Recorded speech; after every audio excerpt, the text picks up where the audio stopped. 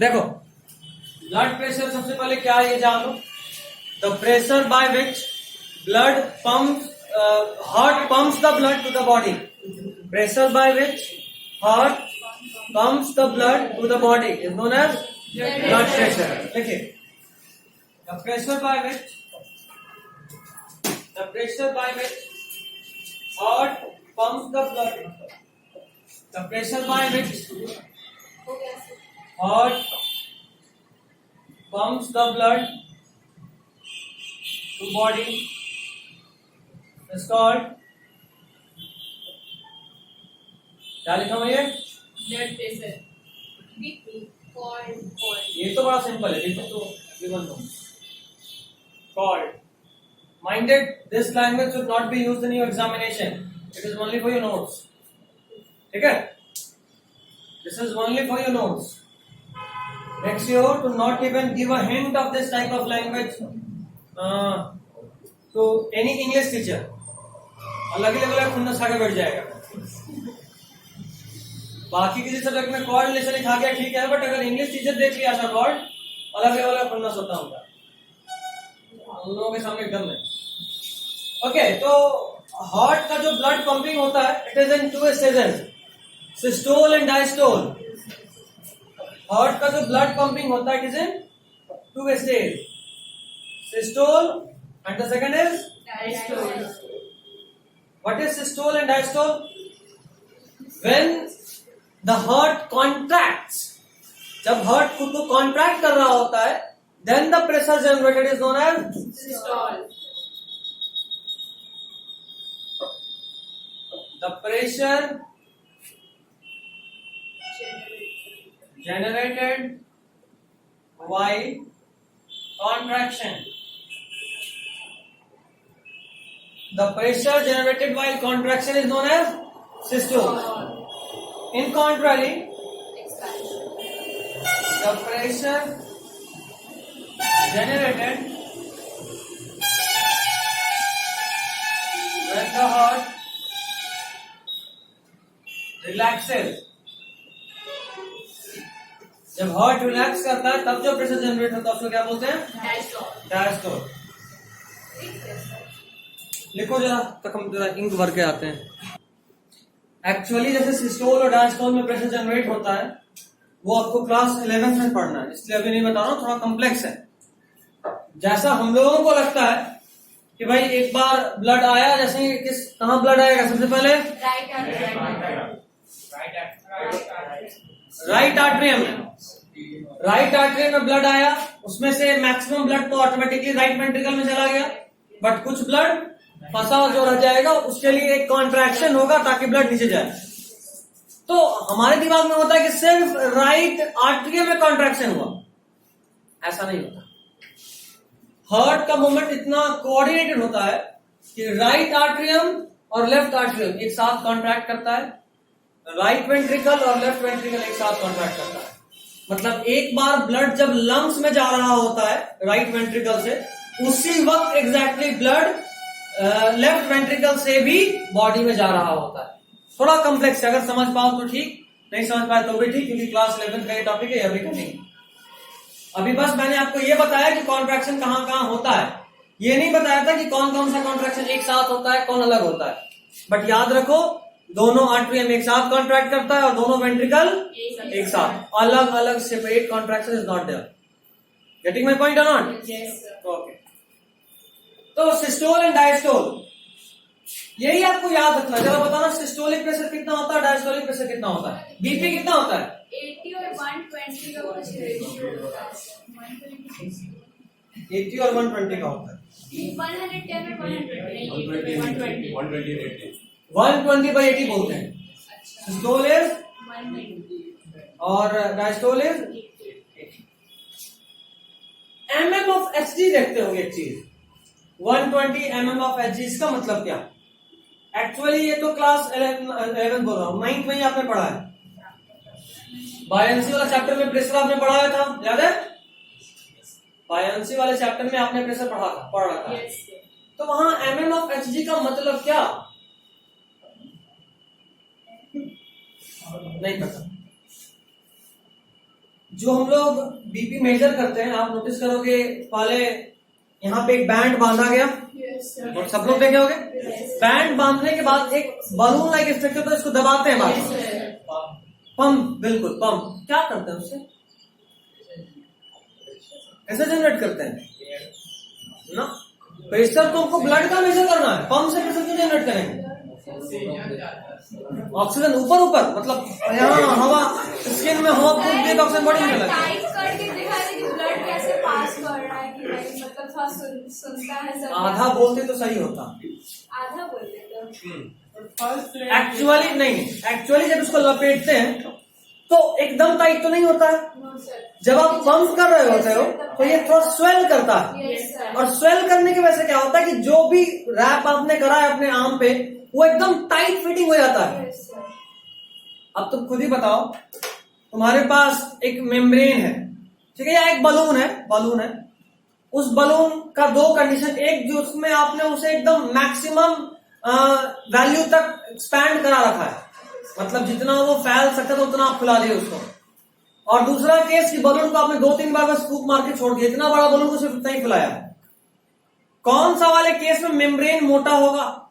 कम फुला है, उसमें मोटा होगा। जिसको ज्यादा फुला है वो पतला हो गया होगा एकदम। Yes sir. ठीक, ये समझ में आ रहा है? Yes sir. इसी में दूसरा क्वेश्चन, किस वाले को, कई बार होता है ना बलून जो बेचता है क्या करता है, बलून पे आवाज करता है ना, उसको अपने हाथ से रगड़ता है तो आवाज होता है। ये आवाज मैक्सिमम फुले हुए बलून में होता है या कम फुले हुए? मतलब ये कि जितना टाइट होगा उसका मेम्ब्रेन उतना ज्यादा आवाज करेगा। Yes sir. ठीक, आवाज कहां से जनरेट होता है? Friction, vibration, not friction, it is vibration. There are vocal cords in your larynx. आपके लैरिंग्स में वोकल कॉर्ड्स होते हैं जो वाइब्रेट करते हैं, ठीक है। गिटार के धागा की तरह होता है, तार की तरह। और मेल और फीमेल के वॉइस में जो डिफरेंस है, वो डिफरेंस कहां से आता है? मान लो ये आपका लैरिंग्स है, इस लैरिंग्स में इस तरह से आपने, ये आपका मेम्ब्रेन है। मेल में क्या होता है, under the influence of testosterone यहाँ पे डिपोजिशन हो जाता है। तो कैसा हो गया ये? सर ये डिपोजिशन नेसेसरी है, वो काइंड होगा। अगर मेल में टेस्टोस्टेरोन है तो होगा, नहीं है नहीं होगा। टेस्टोस्टेरोन के इन्फ्लुएंस में होता है। अभी अगर ये मोटा हो गया तो क्या ये जितनी, देखो अब ये बोलो मुझे वाइब्रेट कैसे होता है? आप जब बोल रहे होते हो तो आपके लंग्स से एयर पंप हो रहा होता है, वो हवा इसको हिलाता है। तो अगर मान लो आपके पास एकदम टाइट रबड़ है, एकदम टाइट, आपने उसको हल्का सा भी हिलाया तो घन होता है, पता है? अगर एकदम ढीला सा है तो आप करोगे तो कुछ आवाज ही नहीं होना, ठीक है। मतलब अच्छा एक और बात, एकदम टाइट है मतलब रबड़ एकदम पतला हो चुका है ना, और ढीला है मतलब मोटा है। फिर से देखते हैं, ये देखो, दो ऐसा है, आपने एक ऐसा मोटा सा स्प्रिंग लिया,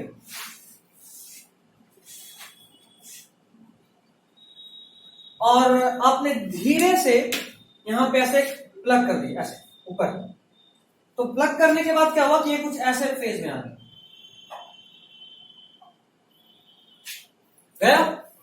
लेकिन चूंकि ये टाइट नहीं था, मोटा था, तो ये कभी ऊपर, फिर थोड़ी देर के बाद ऐसा होगा, वाइब्रेशन से होता है ऐसे, फिर ऊपर, फिर नीचे, फिर ऊपर, फिर नीचे, फिर धीरे धीरे छोटा होते होते रुक जाएगा, यही होगा।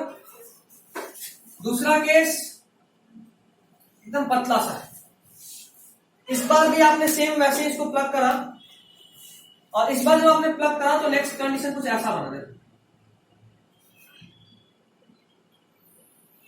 ये थोड़ा मोटा था, थोड़ा ढीला था, तो थोड़ा ज्यादा वाइब्रेट हो सकता था, है ना। अगर ढीला रबड़ है तो आप इसको इतना भी ऊपर खींच सकते हो, अगर एकदम टाइट है तो हल्का सा ही ऊपर जाएगा, है ना। जरा बताओ, ये हल्का ऊपर तो जाएगा, लेकिन किसमें वाइब्रेशन ज्यादा तेजी से होगा? तुरंत ऊपर नीचे फटाफट होगा। वाइब्रेशन जितना ज्यादा वॉइस उतना साफ, वाइब्रेशन जितना कम वॉइस उतना लाउड तो हो सकता है, but it is not sharp. तो मेल में ये थोड़ा सा मोटा हो जाता है डिपोजिशन की वजह से, तो ये वाइब्रेट तो करेगा, आवाज तेज तो हो जाएगा, लेकिन वो शार्पनेस से कई बार मच्छर का भनभनाहट ज्यादा परेशान कर देता है ना? ऐसा क्यों होता है? मच्छर क्या तुम्हारे कान पे आके गाना गाता है? तो फिर विंग्स वाइब्रेट करते हैं उसका विंग्स वाइब्रेट करता है ऊपर नीचे, और विंग्स के वाइब्रेशन से आवाज प्रोड्यूस होता है। तो इसीलिए मेल का जो वॉइस होता है वो थोड़ा सा रिलेटिवली थोड़ा क्या अच्छा खासा अंतर होता है। अच्छा खासा आप बोलो श्रिल टाइप का वॉइस होता है, शार्प नहीं होता, डल, बिल्कुल उसको डल बोलेंगे। जबकि फीमेल की केस में ये साउंड शार्प होता है। ठीक है, ये मेन बात है। अब जरा बताओ, क्या बता रहा था, कहां से कहां पहुंचा, हमें बोलिए। सर जो वाइब्रेशन यहाँ से आप बताए थे बांध के ऐसे जब वर्क आता है तो हाँ ये बता रहे थे। तो मतलब ये कि जो चीज जितना टाइट होगा वहां वाइब्रेशन उतना ज्यादा सेंस होगा, है ना? तो आपने क्या करा कि अपने आर्म पे रैप करके उसको पंप से बिल्कुल टाइट कर दिया, क्योंकि जो मेम्ब्रेन था जो बीपी को मेजर करा था उसके अंदर हवा भर गया। ठीक है, तो वो एकदम टाइट। अभी वो जब एकदम टाइट हो गया, तो अब आपका ब्लड का हल्का भी प्रेशर को वो मेजर करेगा। आप नोटिस करते हो, आप एक काम करो ना, अपना जरा उंगली को जोर से दबाओ, यहाँ इसको या थंब को, किसी को भी जोर से दबाओ। आधा सेकंड बोलो, आधा मिनट के बाद आप अपना ब्लड फील कर पाओगे। इतना थोड़ा सा मतलब उससे क्या फर्क पड़ता है, बस दबाए रखो, 2 मिनट में आ जाएगा, आप फील कर पाओगे। देख रहे हो, आप ये फील क्यों कर पा रहे हो? क्योंकि एकदम टाइट पैकिंग है। हल्का धीरे से पकड़ोगे तो क्या फील होता है? मतलब कोई आपसे हाथ मिलाता तो आपको पता चलता है अच्छा उसका बीपी थोड़ा तेज है, कम है, ऐसा होता है? नहीं होता। मतलब जब आपने इसको टाइट करा तो आपका ब्लड प्रेशर आपने फील करा। तो हम भी यही कर रहे होते हैं, यहाँ जो मेम्ब्रेन तो उसको टाइट करते हैं। सर वो कान में स्टेथोस्कोप टाइट कर लगा के क्या डॉक्टर क्या सुन रहा है सर? वो लब और डब को सुनता है। ठीक है, तो अब देखो, जब वो पूरा टाइट था तब आपने बीपी फील कर पाया, है ना? तो यही यहां भी होता है। जब आप एकदम ऐसे, इस मशीन को क्या बोलते हैं, इस इंस्ट्रूमेंट को? स्फिग्मोमैनोमीटर। स्पेलिंग किसी को याद है? सर हम बोलेंगे सर बोलो। STHYGOMANOMETER।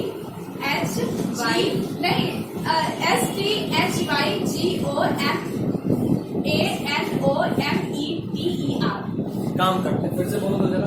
सर लिखिएगा बोलते हैं। हाँ, देख के तो हम भी बोल रहे हैं। नहीं सर, हम भी तो लिख ही रहे हैं ना। हाँ लिखिए SP। हाँ बोलो, इधर सामने देख के बोलो। SP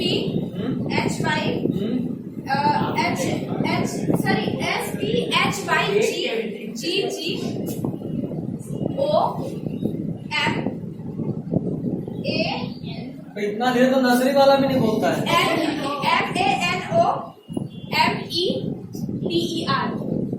बताओ जरा। गलत है। अरे सर स्फिग्मो बोले थे, अब क्या लिख दिए? MO होगा सर। तो बोलते क्या, मैं लिखते चले गए यहाँ। सर वो OM मिटाइए, सर MO लिखिए वहां पे और MA लिखिए। हाँ अभी ठीक है। ये वो इंस्ट्रूमेंट है विच मेजर्स ब्लड प्रेशर, लिख लीजिए। This sphygmomanometer. सर उसमें कुछ लिखवा रहे थे शायद।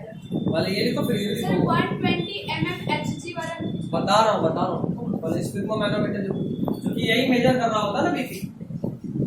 Sphygmomanometer, an instrument which measures blood pressure.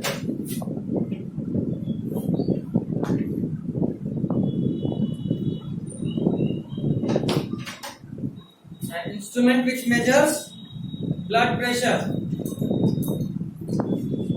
कोई दिक्कत अभी तक?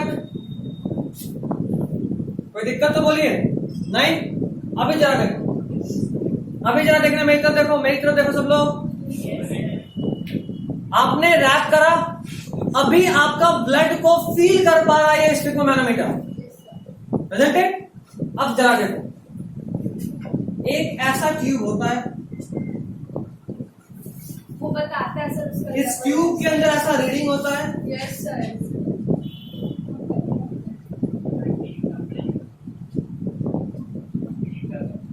सर मेरा एक डाउट और क्लियर कीजिएगा sir.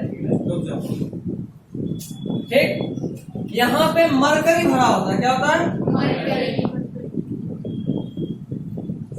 Mercury solid liquid gas क्या है? Liquid at room temperature. बिल्कुल, लिक्विड मेटल है एट रूम टेम्परेचर। चलिए, लिक्विड है मतलब ये ऊपर तक तो भरा होगा नहीं, तुरंत से नीचे आ जाएगा जैसे पानी जमा होता है। कोई कष्ट? अभी देखो, यहाँ पे एक मेम्ब्रेन है। अभी आपका ब्लड जितना जोर से इसमें टकराएगा उतना ज्यादा ये ऊपर फेंकाएगा, मेजर कर लेगा। ज्यादा जोर से मारेगा तो ज्यादा ऊपर तक पहुंचेगा, कम जोर से टकराएगा तो कम नीचे तक पहुंचेगा। समझे बात? और उससे हम मेजर कर लेते हैं कि ये कितना है ब्लड प्रेशर। सर कितना अगर ज्यादा रहेगा तो खराब करेंगे, कितना कम रहेगा तो उसको तो बताने वाले, इसलिए पूछने ज्यादा कम कैसे होता है? ज्यादा और कम कैसे होता है? आपको एक सेकंड फ्री करा देता हूं। ये है जब सिस्टोल, जब हार्ट ब्लड पंप कर रहा होता है तो आपका नॉर्मल ब्लड प्रेशर होना चाहिए 120 mm ऑफ Hg, मतलब इतना प्रेशर से ब्लड को पंप करना चाहिए कि उतना प्रेशर अगर हम इस मेम्ब्रेन पे दें तो ये जो मरकरी है 120 mm। सर mm वहाँ पे क्या है? मिलीमीटर। अच्छा, और Hg sir? Mercury 120 millimetre Hg का हाइट जाए, ओके सर, समझे बात? Yes sir. इतना जोर से यहाँ टकराए कि जो मरकरी जो ऊपर उछल रहा था कितना ऊपर तक उछले? 120 मिलीमीटर। तो नॉर्मल अप्रॉक्स उतना जाएगा उतना। हाँ, अभी देखो आपका लाइफ स्टाइल बड़ा गंदा हो गया है। Yes sir. +-20 लेते हैं,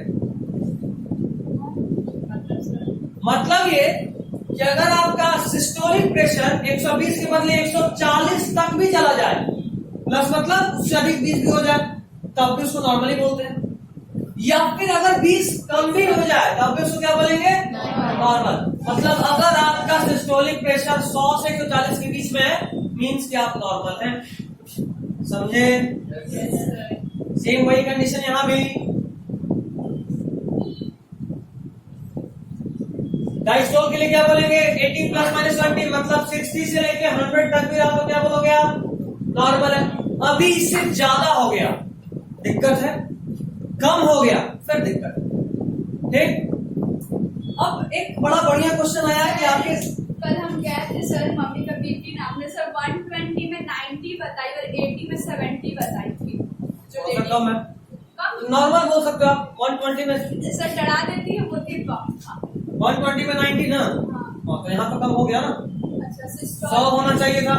सिस्टोल। हाँ, सिस्टोल में 100 होना चाहिए था, 90 है। नीचे वाला का ठीक है, 70 ही लोगे। अभी एक क्वेश्चन आया बहुत अच्छा सा कि आखिर बीपी कम या ज्यादा कैसे होता है? हार्ट को थोड़ा ना ऐसा, हार्ट का मन नहीं है, बेमन से काम कर रहा तो बीपी कम हो गया, हार्ट बड़ा खुश है एकदम तो मस्त बीपी बढ़ा हुआ है, ऐसा नहीं, ऐसा नहीं। बीपी के बढ़ने या घटने का बहुत सारा फैक्टर्स होता है। हमारे बॉडी में कोई भी काम एक अकेला कोई एक स्ट्रक्चर या एक अकेला किसी पर डिपेंडेंट नहीं होता, वो हमेशा इंटीग्रेटेड होता है। अगर आपको गुस्सा आ गया तो कौन सा ग्लैंड कौन सा हार्मोन रिलीज करेगा? एड्रेनालाइन हार्मोन को रिलीज दोनों से नाम बोलिए। एड्रेनालाइन रिलीज करेगा। करेगा। Adrenal gland adrenaline hormone release करेगा। ये हार्मोन क्या करता है? इस हार्मोन के इन्फ्लुएंस में हमारा जो ब्लड वेसल्स है वो सब कंस्ट्रिक्ट कर जाता है। कंस्ट्रिक्ट करना मतलब पतला हो जाना। नॉर्मल मेरा ब्लड प्रेशर इतना चौड़ा था, जब एड्रेनलिन का इन्फ्लुएंस हुआ तो इतना हो गया। बीपी बढ़ेगा या घटेगा? नॉर्मल सा प्रैक्टिकल लाइफ से बाबा गुस्सा में बीपी बढ़ता है या घटता है? एक बात है, यहाँ भी बढ़ना ही चाहिए इस लॉजिक से भी। अभी समझ में नहीं आ रहा तो सिंपल तरीका, पानी पटाया पाइप से, पाइप का मुख दबा दो, प्रेशर बढ़ता है या घटता है? बढ़ता है। मतलब जिस एरिया से आपका कोई भी फ्लूइड पास आउट हो रहा है, कोई भी लिक्विड पास आउट हो रहा है, अगर आप उसका एरिया रिड्यूस करोगे तो प्रेशर बढ़ेगा। तो ल्यूमेन पतला हुआ, ल्यूमेन कंस्ट्रिक्ट करा, प्रेशर बढ़ गया। ये तो नॉर्मल, गुस्सा होना तो नॉर्मल है। एब नॉर्मली कैसे देखो, कभी कभी प्रेशर बढ़ना या घटना इज नॉट अ कंसर्न। अगर ये लगातार है देन इट मेक सेंस। अभी लगातार का मतलब क्या? डेली यहाँ से निकलते हुए गोलगप्पा सूंघते हुए जाते हैं, खाते हैं ऐसे। खाते भी। अच्छा आइडिया है। गोलगप्पा वाले कभी पानी टेस्ट करते हैं, पानी नॉर्मल है कि कुछ कंटामिनेशन? सर जब हम 5 फीट का समोसा खाते हैं उसका वो जस्ट बगल में ही लगाता है। अच्छा हीर नाम है उसका, सर नहीं जानते, हम जानते हैं।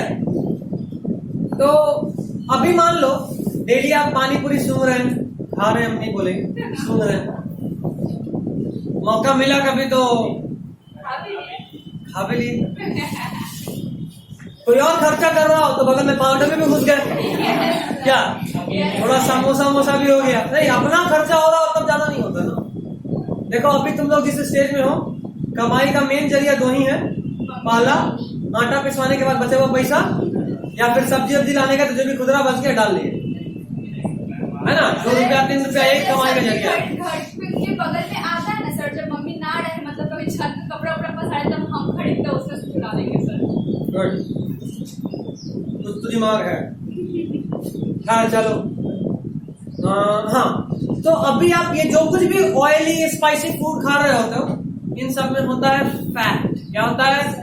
फैट। फैट का चचेरा भाई भी लिपिड। Yes sir. सुने ना, यस सर। फैट और लिपिड दिखने में एक ही तरह का होगा, केमिकली थोड़ा सा डिफरेंस है, ठीक है। फैट और लिपिड दोनों ऑलमोस्ट एक तरह का होता है, एक काम करता है, ऑलमोस्ट सेम नहीं है, दोनों में डिफरेंस है। पहले भी बताए थे डाइजेशन बढ़ाते हो, यस सर। है ना। अब ये क्या करता है कि अगर मान लो जितना जरूरत है उतना खाए तब तो ठीक है, मस्त काम हो रहा है।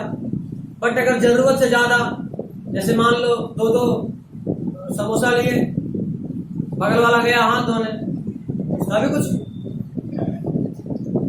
न्याय कर दिए, मतलब एहसान कर दिए कि उसको ज्यादा खाने में मेहनत नहीं करना पड़ता, उसका एक पीस खा लिए, है ना। तो अब जब आप एक्सेस करते हो तो वो फैट और लिपिड आपके ब्लड वेसल में अंदर साइड से जमा होता है। अगर ये है आपका ब्लड वेसल, अगर ये है आपका ब्लड वेसल, तो कुछ ऐसे आपका, क्योंकि आपके ब्लड में फैट एब्जॉर्ब होगा, आपके ब्लड में फैट और लिपिड का लेवल बढ़ेगा, और अगर ये लेवल बढ़ेगा तो कहीं ना कहीं तो डिपोजिट होगा। तो पहले डिपोजिट होगा आपके चमड़े के नीचे, तो आप मोटे हो जाएंगे, ओबीस हो जाएंगे। सर लेकिन ये हर जगह लागू नहीं होता है। हम मेरा भाई सबसे ज्यादा घी खाता है, तभी भी एकदम नहीं है सर। मेटाबॉलिज्म बहुत तरह से हो जाएगा, किसी का मेटाबॉलिज्म ज्यादा अच्छा है। सर दिस डिपेंड करता ये देख, इधर देख, ज्यादा एक्सेस हो गया तो देखो यहाँ जमा हुआ। अभी बता, ह्यूमन पतला हुआ, यहाँ अचानक से बीपी पे बढ़ेगा, है। Yes sir. उसके बाद भी मन नहीं भरा, थोड़ा और खाते हैं, बीपी और बढ़ा, मन अभी भी नहीं भरा, बीपी बढ़ा लेकिन मन नहीं भरा, ब्लड पास हो पाएगा? नहीं। This is the reason of सांस नहीं। अच्छा, बस हम चाहते थे कि कुछ बोलो ऐसा ही। 3 तरह का होता है, हार्ट अटैक, हार्ट फेल और कार्डियक अरेस्ट। तीनों 3 अलग अलग चीज है। हम लोग को कुछ को छाती में दर्द हुआ, हार्ट अटैक आ गया, है ना। यही होता है, बट एक्चुअली ऐसा नहीं है। 3 अलग अलग चीजें। Cardiac arrest is a different thing, heart attack is different thing, heart failure is different thing. Sir heart failure में क्या होता है? हार्ट फेल में हार्ट अपना काम करने में फेल हो जाता है। कार्डियक वाला कार्डियक अरेस्ट मतलब सीधा ऊपर, मतलब क्या? एकाएक हार्ट रुक जाएगा, एकाएक हार्ट एकदम रुक जाएगा, रुक गया तो गया। हार्ट अटैक में क्या होता है? अच्छा रुको, एक बता। हार्ट अटैक में क्या हुआ, अभी क्या बताया? बोलो बोलो बोलो। ब्लड से पास नहीं कर पाएगा। अच्छा इधर दिखा के बोल रहे हो, यहाँ का है। हार्ट अटैक में क्या होता है ना, कई बार क्या होता है कि हार्ट को जितना ऑक्सीजन चाहिए पंप करने के लिए, उसको भी तो सांस लेना पड़ता है। तो अगर हार्ट को ही ऑक्सीजन या ब्लड नहीं मिला तो हार्ट तो बेचारा काम नहीं कर पाएगा। तो लेकिन हार्ट का गलती है इसमें, हार्ट अटैक। उसमें क्या होता है कि एकदम से ब्लड पंप करना बंद नहीं होता, कम हो जाता है। और कम होने की वजह से क्या होता है कि पेन वेन होना शुरू होता है ना, कई बार बहुत तेज दर्द होने लगा, दिस इज हार्ट अटैक का लक्षण। कार्डियक अरेस्ट मतलब हार्ट एकदम से रुक गया, और रुक गया तो मुश्किल से 2-3 सेकंड मिलेगा, छाती वाती जब तुम्हें आप पकड़ेंगे आदमी पकड़ा चुका होगा ऊपर। तीसरा इज हार्ट फेल, हार्ट को ब्लड पंप करना है लेकिन अपने उसमें किसी इंफेक्शन की वजह से या कोई और कारण की वजह से अगर हार्ट ब्लड पंप नहीं कर पा रहा है then it is heart failure. Sir heart failure time में अगर कोई हार्ट को सर दबा रहा है तो उससे सर क्या उसको ऑप्शन मिलेगा जीने का सर? ऐसा सुने हैं सर कि दबाने से सर आदमी जिंदा हो जाता है। हाँ सर हम पेपर में देख रहे थे। बता एक्चुअली में बताए थे शायद आपको ऐसे नोड एबी नोड क्या था, ये इलेक्ट्रिकल इंपल्स जनरेट करता है। हम आपको उस वक्त भी अपना एक वीडियो दिखाए थे, किसका वीडियो था? फ्रॉग के हार्ट का, फ्रॉग बोल रहा हूँ, चिकन के हार्ट का, और दिखाए थे उसमें कि भले ही हार्ट कट के अलग हाथ में है बट फिर भी वो पंप कर रहा है। और उस वक्त रीजन बताए थे कि ये इसलिए पंप कर रहा है क्योंकि इसको पंप करने का ऑर्डर ब्रेन से नहीं मिल रहा, हार्ट खुद ही पंप करता है, वो अपना ऑर्डर खुद ही जनरेट करता है। ठीक ऐसा ही हार्ट हमारे में भी होता है, इसीलिए आदमी के मरने के बाद भी हार्ट जिंदा होता है और हार्ट ट्रांसप्लांट इज पॉसिबल। कुछ अटा?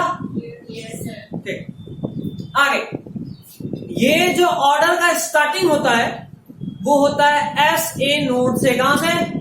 S A node. ये राइट आर्ट्रियम में एकदम बीच में होता है, राइट आर्ट्रियम में बीच में, राइट आर्ट्रियम में बीच में पहली बार ऑर्डर स्टार्ट हुआ कि आपको पंप करना है। पंप करना मतलब कॉन्ट्रैक्ट करना है ना? पंप करना मतलब क्या? कॉन्ट्रैक्ट करना। ऑर्डर का स्टार्टिंग राइट आर्ट्रियम बीचों बीच, बुझाएं।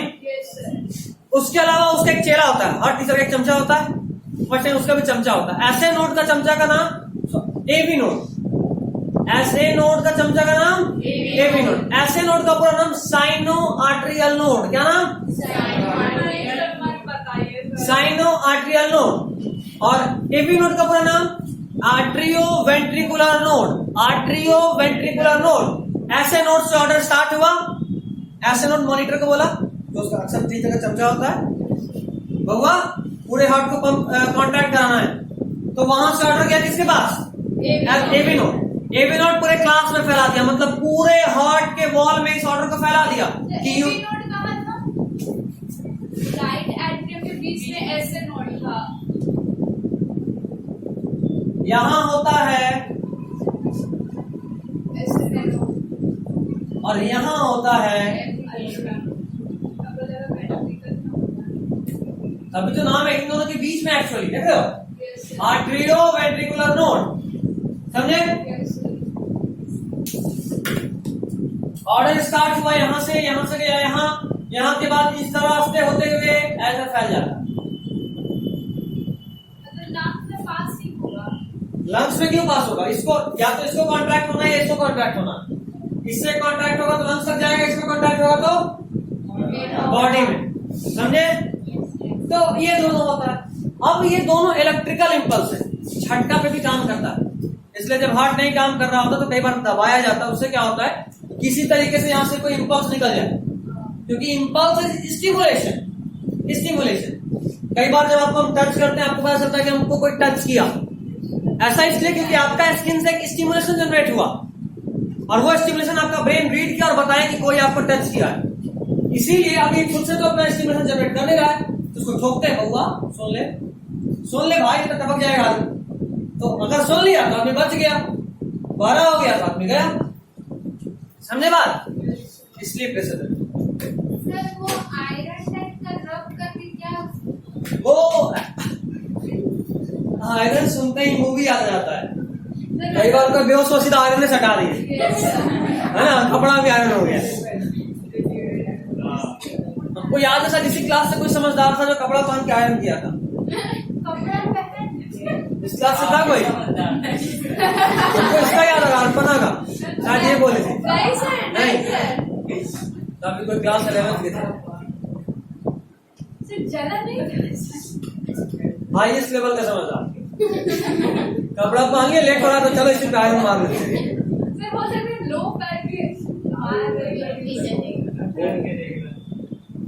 समझ ना आए, बहुत दर्द करते हैं। खैर, तो वो आयरन नहीं होता है, वो मशीन इलेक्ट्रिकल इंपल्स जनरेट करता है, बिजली का झटका, हाँ वो शॉक किया वो शॉक देता है। क्योंकि ये भी जो इंपल्स है वो इलेक्ट्रिक करंट है, ये भी करंट ही है। माइंड इट, ये एक्चुअल ये वाला करंट है, ठीक है। और सुने हो ना ECG, यस सर, पूरा नाम बताओ। इलेक्ट्रोकार्डियोग्राम। इलेक्ट्रोकार्डियोग्राम मशीन का नाम है जिससे इलेक्ट्रोकार्डियोग्राफ जनरेट करते हैं। जो ये वाला हम देखते हैं ना, ऐसे ऐसे रहता है उसका, गिरते रहता है डेल्टा।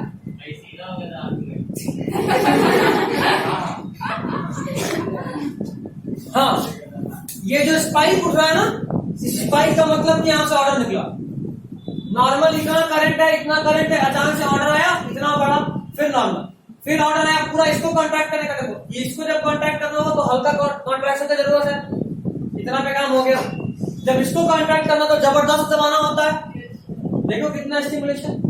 इस पूरे का मतलब, इसमें 4 वर्ड होता है, PQRST। PQRST।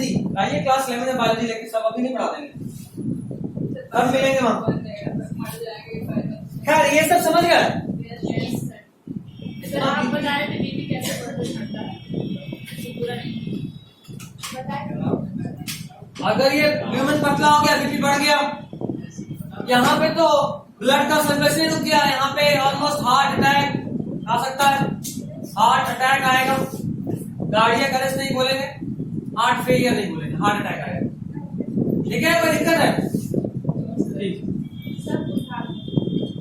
पढ़ा कौन रहा सर, लेकिन जब आप आए थे तो बड़ा क्वेश्चन मेरे दिमाग में था, लेकिन आपका मूड देख के सब क्वेश्चन भुला गए। अच्छा, अच्छे से ही बोलो। नहीं सर, एक्चुअली थके कुछ ज्यादा थे, यहाँ खड़ा होकर एनर्जी जमा कर रहे थे। अच्छा। सुबह से 2 बिस्किट 4 चम्मच चूड़ा पे जिंदा है। बाप रे, सर में एनर्जी बहुत ज्यादा है। और ये आज का बात नहीं, पिछले 5 दिन से सीधा रात में खाने। क्यों सर? 8 बजे कॉलेज निकलते हैं, 8 बजे सुबह में कौन खाता है? 12 बजे के बाद लैब होता है, तो लैब में बैठे होते हैं, लैब में कुछ काम कर रहे हैं।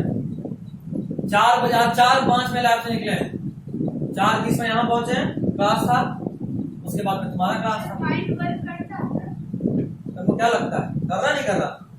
सर? सर इतने मतलब ब्रिलियंट माइंड है, हम लोग का तो सब एग्जॉस्ट हो जाता है माइंड इतना देर में। डिपेंड्स आपका स्टिमुलस।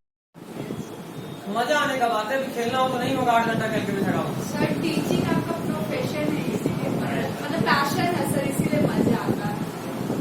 बात यही है। आज से सबको इनको बोल रहा था क्लास में, सारा दोस्त लोग गर्ल्स बॉयज सब भाई आज छोड़ दे, बच्चा लोग को एक दिन तो छोड़ दो, बोले ना क्लास नहीं ऑफ करना है। दिवाली दुर्गा पूजा में पढ़ाते हैं, आज तो कुछ भी नहीं। सीरियसली बता रहे हैं, मजाक लग रहा है। उसकी बहन पड़ी हुई है, जानती है, कोई हालत में नहीं छोड़ेगी। अगर क्लास चल रहा है तो चल रहा है, रगड़े हुए 2 घंटा 2.5 घंटा रगड़े हुए। दिवाली के दिन सुबह में क्लास, दुर्गा पूजा में, अष्टमी नवमी तक क्लास। पूरे दिवाली में दीवाना उड़ जाता है। बच्चों का होता है तो मजा आता है दिवाला करवाने में। क्या चलिए समझे सब लोग? कोई डाउट नहीं? अब कभी भी ब्लड प्रेशर वाला चीज में कम से कम MF HG तो मत समझ। एक बार ST नोट AB नोट का पूरा कोई काम नहीं, बता दिया यही बहुत है। क्लास 11 तो तुम सर को बोलते, सर देख रहे 10th के बीच में 11 पढ़ने की कोशिश कर रही है, सर हम धोखा होगा आपके साथ। सर हम गूगल पे सर्च कर लेंगे। ठीक, सर को भी सिखाने में बड़ा मजा आ रहा है। सर और एक ये, इन दोनों को तंग कर रहे हो तो आत्मा तृप्त हो जाता है। चलो देखो अगला हेडिंग, ब्लड वेसल्स। अब आपकी छोटी बहन जैसे थोड़ा बख्श दे। इसलिए तो तंग करने में मजा आता है। बड़ी बहन को कहे तो लतिया देगी, छोटी बहन पे जुर्म डालना है। ब्लड वेसल, नाली हेडिंग, ब्लड वेसल कितने तरह का होता है बाबू? 3, कौन कौन? Very good. आर्टरी, वेन और कैपिलरी, इसमें से जो मेन इंपॉर्टेंट है आपके लिए वो है आर्टरीज और वेन के बीच का डिफरेंस। ठीक है सर, आपकी एक पॉइंट में आता है सर। और उम्मीद है कि आप लोग शायद जानते भी होंगे। कोई बता सकता है आर्टरीज और वेन के बीच में डिफरेंस? सर, एक पॉइंट बताएं। बोलो। बोलो बोलो, जैसे बोलना है। Arteries have narrow lumen, veins have wider lumen.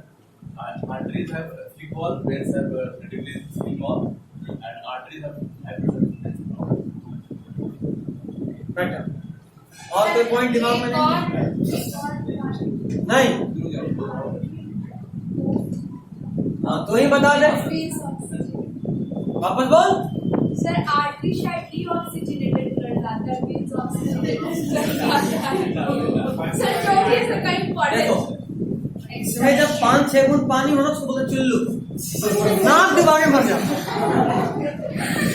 अबे वेन में डीऑक्सीजनेटेड ब्लड होता है और आर्टरी में ऑक्सीजनेटेड। यही तो एक्सेप्शन रखते थे, pulmonary vein was exception. Normally when deoxygenated blood carry करता है जबकि pulmonary vein oxygenated. Veins have valves. हाँ तो वाल बायोलॉजी तो फिर भी हम छोड़ सकते थे, लेकिन तुम जो भूला वो बहुत बड़ा बात। ऑक्सीजनेटेड डीऑक्सीजनेटेड ही भूल गए। सर, हमारी बुक में यही इम्पोर्टेंट है। तुम जो बुक पढ़ रहे हो उसको खुद ही लिखी होगी। सर, बताइए सर, अपना कसम बता रहे सर। तब तो तू गई। हम बता रहे तू गई। सर, सच्ची बता रहे सर, यही दिखा। हम कौन सा मजाक कर रहे हैं, हम भी सीरियस हैं। अगर सच में पढ़े तो तू गई। सर, सच्ची बता रहे हैं।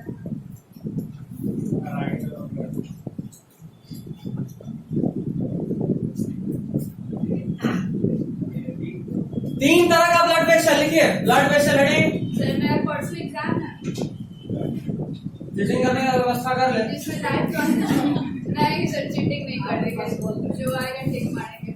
जो आएगा टेक, पूजा पाठ करके जाना, काम आएगा। नहीं सर, पढ़ा वैसा थोड़े कुछ नहीं पढ़े हैं। Online.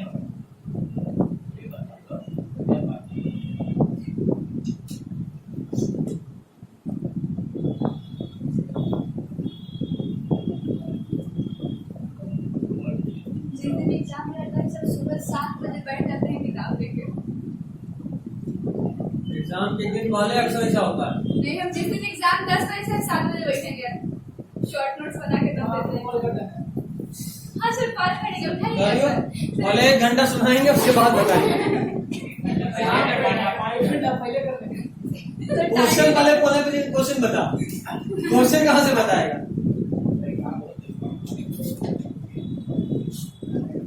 ऐसा भी एक बार हो चुका है, लेकिन कुछ नया नहीं है। विभूति तुम लोगों से जस्ट सीनियर, शायद को जानते हो। जानते हैं सर। जानते, वो अभी 11th में है बायोलॉजी में। ये हो गया ऑलमोस्ट 2 महीना पहले का बात। तो उसकी किसी फ्रेंड का एग्जाम चल रहा था, तो वो धना स्क्रीनशॉट भेज रही, भैया जरा डाउट है। पहला क्वेश्चन बताया, फिर आ गया क्वेश्चन, फिर बताया, फिर आया। हमको लगा कि पक्का कहीं का एग्जाम चल रहा है। मुझे एग्जाम चल रहा है तो नहीं मेरा कुछ नहीं चल रहा। और ठीक 2 घंटा बाद बताते हैं। तो नहीं सर, टेस्ट एक क्विज है। बोले किसका? तो मेरे फ्रेंड का। बोले अच्छा, आज का जवाब अगले दिन मिलेगा। अगला दिन ऑनलाइन क्लास था, लाइव मिले, आधा घंटा सुनाए, उसके बाद जवाब दिए।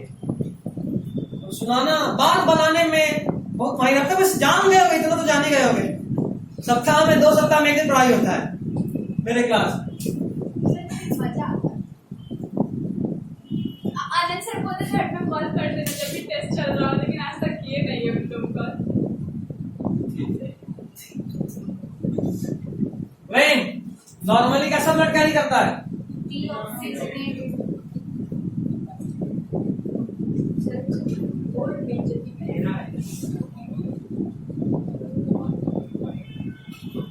आर्टरी,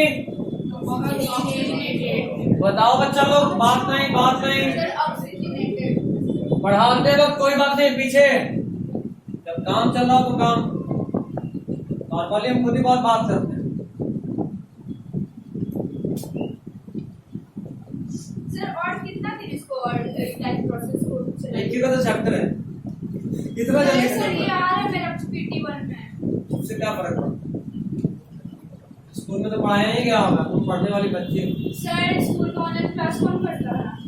तुम बिल्कुल नहीं सर। सर जो हम पढ़ते हैं वो कोचिंग के भरोसे और खुद के भरोसे और किसी के भरोसे नहीं। उसका खुद क्या पिलरिंग क्या करता है भाई, बताओ सिर्फ बहुत मतलब दोनों ही होता है।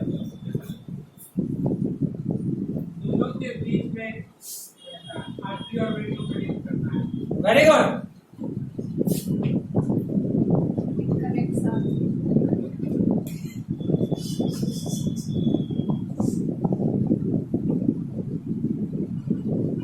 एक तो ये बात हुआ, दूसरा बात ये कि सेलुलर लेवल पे ब्लड का ट्रांसफर या न्यूट्रिएंट एक्सचेंज यही करता है, बताए थे डाइजेस्टिव सिस्टम। ऐसे करते हैं या और अच्छे से करो। टेक्स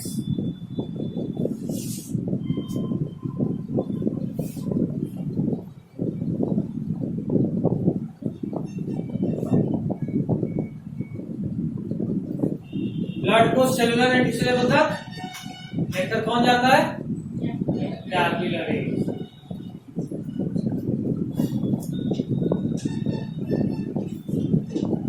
अगर मान लो ये वेन है,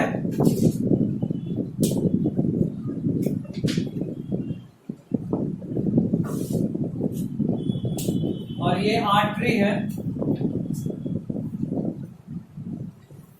तो इन दोनों के बीच का कनेक्शन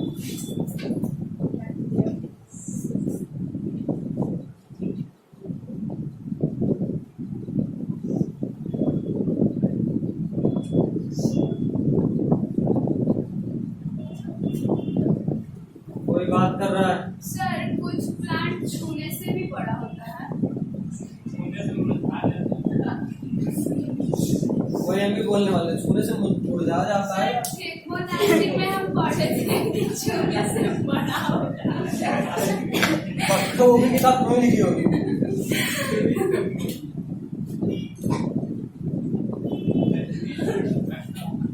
व्हाट इज टेक्नोट्रॉपिज्म? बात निकली तो दूर तक तो जानी चाहिए ना, जो बात निकाली उसको मार पीट लेना, हम क्या छोड़े ना, कोई जरूरत ना, समझ लो बस। This is when, this is capillary, this is कैसे पता चलता है रेड वाला आर्टरी ब्लू वाला वेव्स है? नॉर्मली हम लोग जो यूज करते हैं, red is for oxygenated blood, blue is for deoxygenated blood. और एक्चुअली ऐसा होता भी है, कैसे? जब भी आपके बॉडी में ऑक्सीजन का कमी होगा ना तो वो ऑर्गन ब्लू हो जाएगा। अगर निमोनिया होता है तो आपका नाखून ब्लू हो जाएगा, आपका जो लिप्स है वो भी ब्लू हो जाएगा। ये सब ऑक्सीजन की कमी का पहचान है। बॉडी में कार्बन डाइऑक्साइड कंसंट्रेशन बढ़ेगा तो आपका बॉडी ब्लूइश होने लगेगा। बच्चों में अक्सर ऐसा देखने को मिलता है, ब्लू बेबी सिंड्रोम। या फिर कोई नया बच्चा जन्म लिया है तो उसके भी बॉडी पे आप देखोगे, जो मान लो न्यूनेट बोलते हैं उसको, जो 2 दिन 10 दिन 1 सप्ताह पुराना बच्चा है उसको न्यूनेट बोलते हैं। उसके बॉडी पे अक्सर कई बार देखोगे तो कुछ ना कुछ मार्क होता है, ब्लू कलर का या ब्लैक कलर का निशान। ठीक है, ये निशान कैसे आता है ये बताऊंगा जब रिप्रोडक्शन पढ़ाऊंगा। तो चाइल्ड के डिलीवरी के लिए, बच्चे का मां के शरीर से बाहर आने के लिए जो यूट्रस होता है उसका मसल बच्चे को बहुत जोर से दबाता है। ठीक है, और डिलीवरी सबसे पेनफुल इवेंट होता है। डिलीवरी वो टाइम होता है, मतलब अगर प्रैक्टिकली समझना हो तो ऐसे समझ सकते हो कि बॉडी का 206 हड्डी एक झटका में तोड़ दें तब जितना दर्द होगा उससे ज्यादा दर्द डिलीवरी के वक्त होता है। ये इतना दर्द होता है जो कोई मेल सह ही नहीं सकता। फीमेल का बॉडी ही ऐसा बना हुआ होता है जो सह लेती है। उसकी बॉडी में अलग अलग तरह का हार्मोन्स होता है जो उस दर्द को सहने में मदद करता है। कोई मेल उतना दर्द सह ही नहीं सकता। ठीक है, तो जब डिलीवरी होता है तो यूट्राइन मसल्स दबाता है बच्चे को साइड से। अगर आपको डायग्राम ध्यान हो, इसीलिए बता रहा हूं क्योंकि आपको भी आगे पढ़ना ही है, तो थोड़ा सा अभी हिंट ले लो।